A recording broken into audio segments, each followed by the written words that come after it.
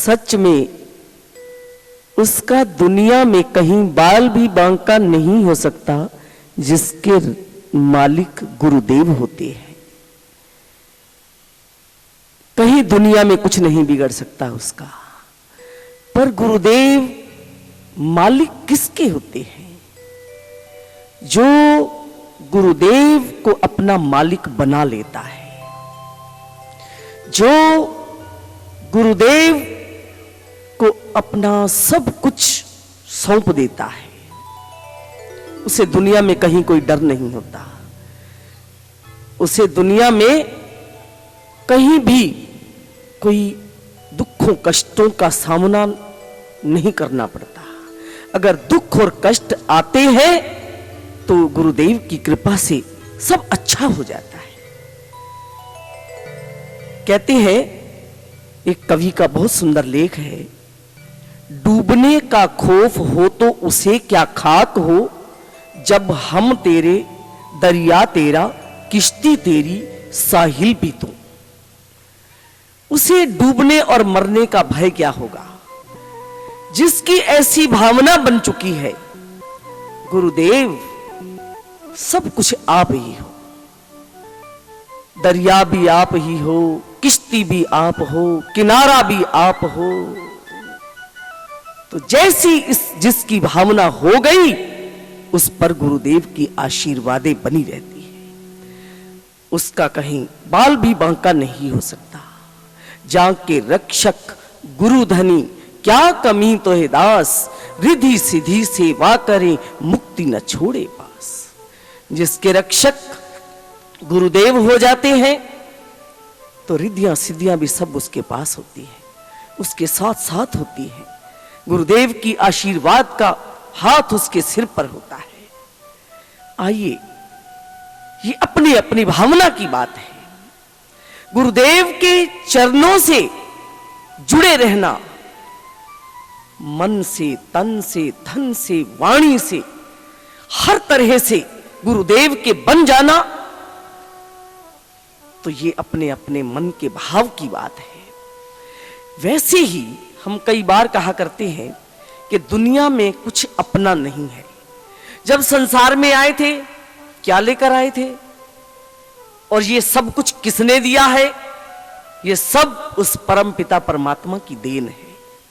पर इस बात को सब भूल जाते हैं। ये घर मेरा, ये परिवार मेरा, ये सब कुछ मेरा, बड़ा पक्का दावा बांध लेते हैं। पर जब जब भाग्य उदय हुआ, गुरुदेव की शरण में आए, इच्छा हुई गुरु मंत्र की, क्योंकि बिना भावना के ऐसे काम नहीं होते, बिना भावना के ऐसे अवसर आते ही नहीं जीवन में।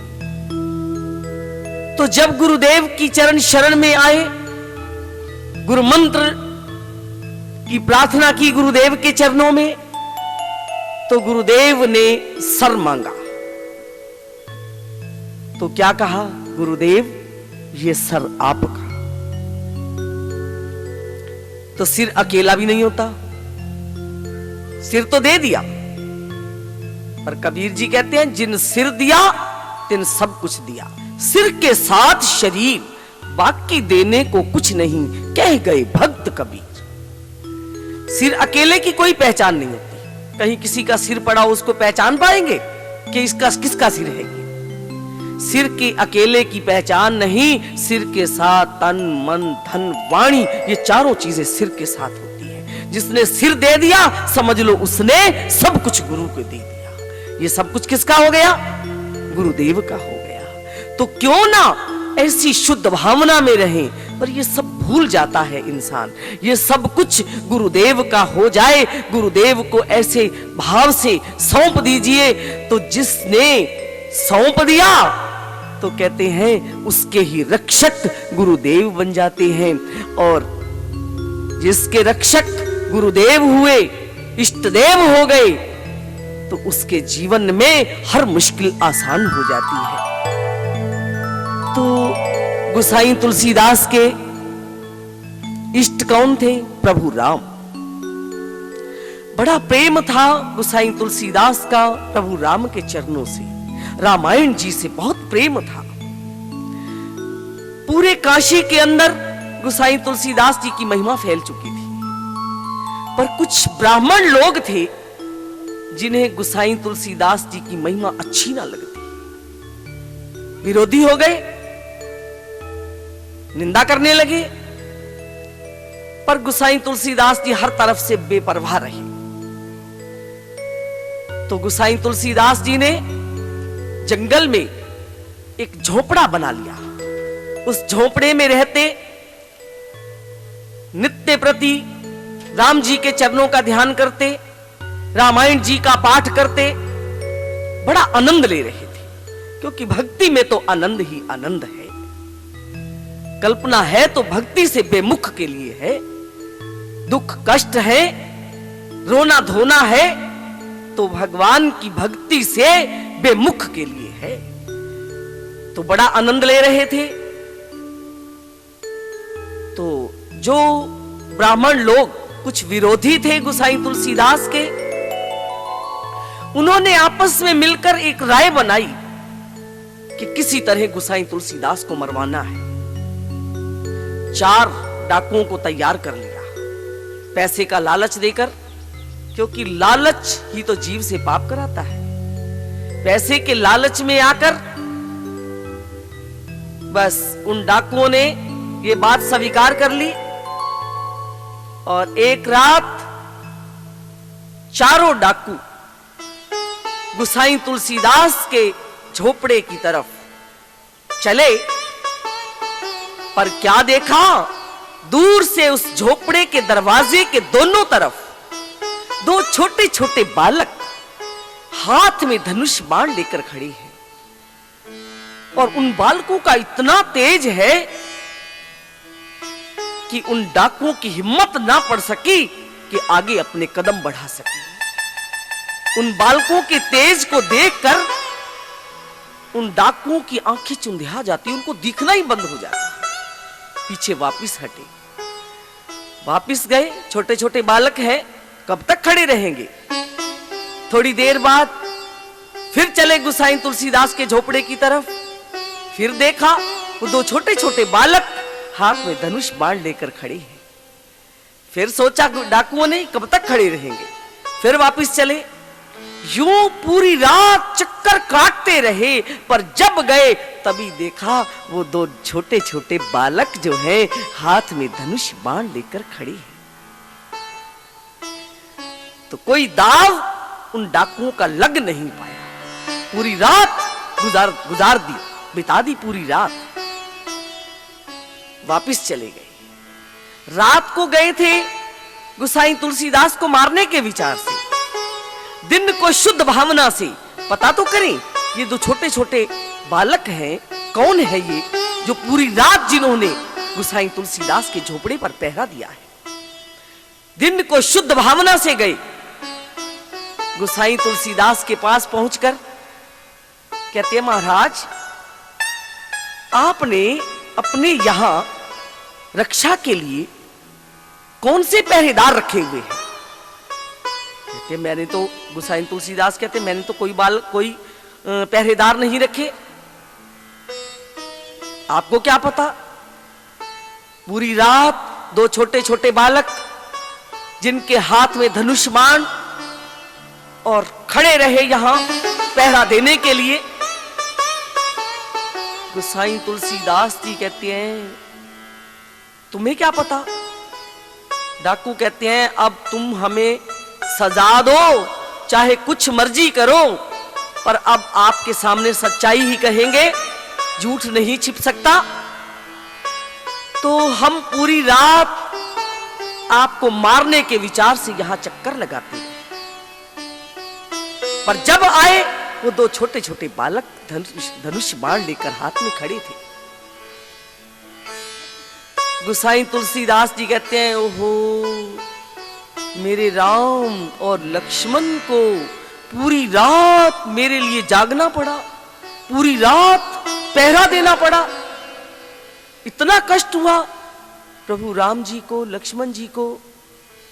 डाकू सुनकर हैरान हुए, क्या वो राम और लक्ष्मण थे जिन्होंने पूरी रात आपके झोपड़े पर यहां पहरा दिया?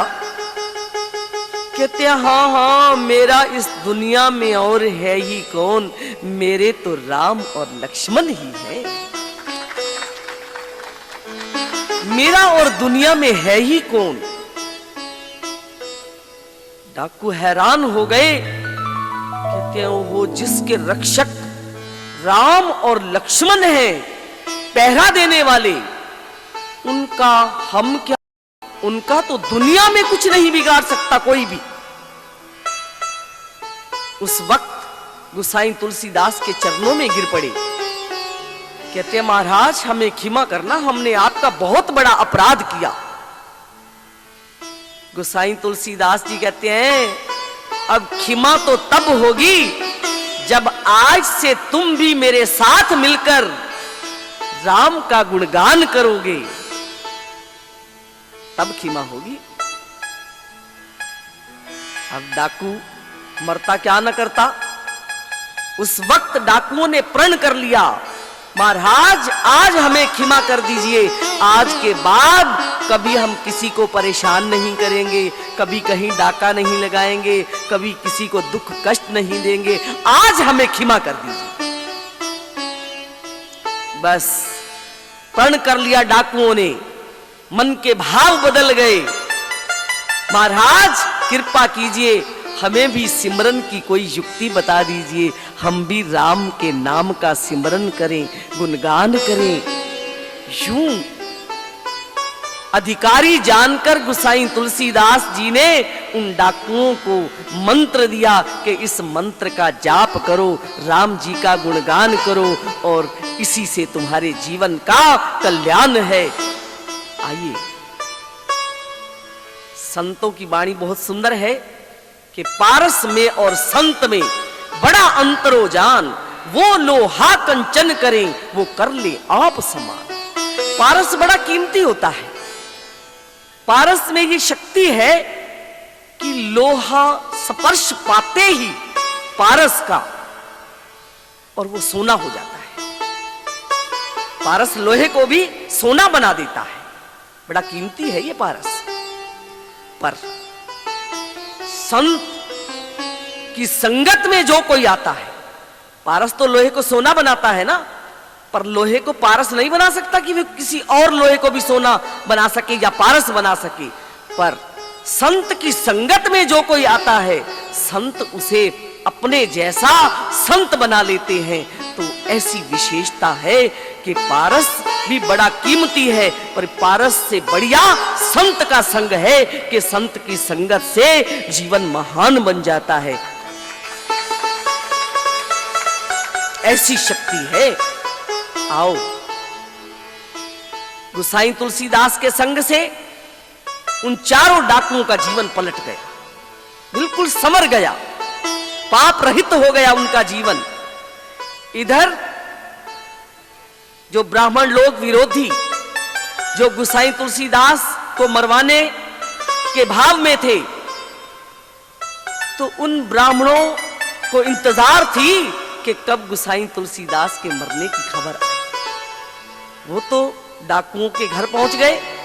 भाई क्या बात, हमारा काम नहीं किया। अब तो डाकू नहीं रहे वो, अब तो संत बन गए, शुद्ध भावना हो गई। कहते हैं गुसाई तुलसीदास के रक्षक भगवान राम और लक्ष्मण हैं, जिन्होंने पूरी रात उनके दरवाजे के पास खड़े होकर पहरा दिया है, हाथ में धनुष बाण लेकर खड़े थे। तो जिसके रक्षक भगवान राम स्वयं हो, उसका मैं क्या तुम क्या, उसका तो दुनिया में कहीं भी कोई कुछ बिगाड़ नहीं सकता। तुम्हारी भलाई इसी में है कि तुम भी जाकर गुसाई तुलसीदास के चरणों में झुक जाओ, उनके शिष्य बन जाओ, इसी में तुम्हारा कल्याण है।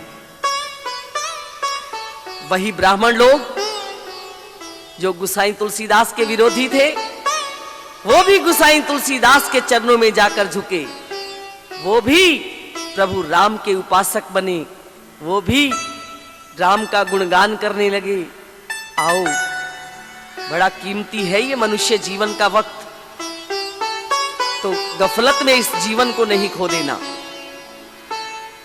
तो गुरुदेव के चरणों से जुड़े रहिए। सच में गुरुमुख जो बन जाता है ना, उसका भाव क्या हो जाता है। जब जब घर में कोई खुशियां आती हैं, उत्सव आते हैं, गुरुमुख का भाव होता है ये मेरे गुरुदेव की कृपा है। जब जब कोई मुश्किल की घड़ी आती है तो गुरुमुखों का भाव रहता है कि मेरे गुरुदेव की कृपा से ये सब अच्छा हो जाएगा, और अच्छा हो जाता है। ये अपनी अपनी भावना की बात है। तो आओ, जैसी जिसकी भावना तैसा ही फल हो। अपनी भावना को शुद्ध कीजिए और गुरुदेव के बन जाइए। तन मन धन वाणी से गुरुदेव के बन जाएंगे तो गुरुदेव की कृपा हम पर जरूर हो, और जिस पर गुरुदेव की कृपा होगी उसके जीवन में आनंद ही आनंद होगा, और वही इस जीवन का लाभ ले पाएगा। बोल साचे दरबार।